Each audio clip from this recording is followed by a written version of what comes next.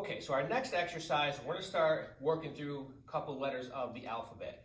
So there's a bunch of exercises that you can do for the shoulders, and they're Y's, T's, I's, W's. There's a bunch of different things. Well, basically what happens is you end up in a Y position or a T position with your arms. So we're actually going to do a push-up position T. Now, we're only going to do one part of the T at a time.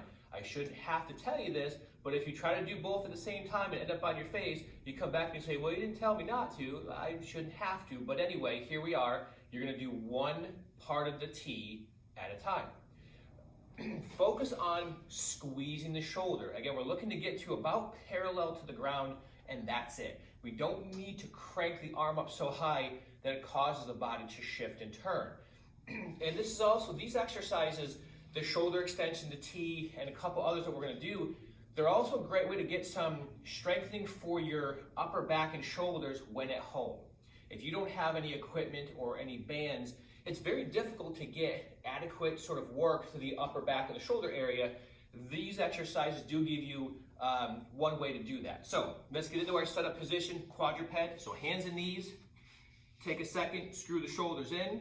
Come up to your push-up position, feet a little bit wider than your hips. Now from here, I'm going to put the weight on my left arm, squeeze the right arm out to the side, back down. Take a second to reset, back down.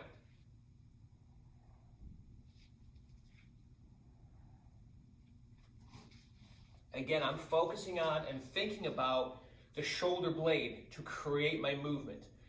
Even if you don't feel those muscles working, it's okay. A lot of people struggle with feeling their upper back when it's working, but what I want you to do is think about that part of the body. So if my right arm is moving, I'm thinking about my right shoulder blade squeezing to create that motion.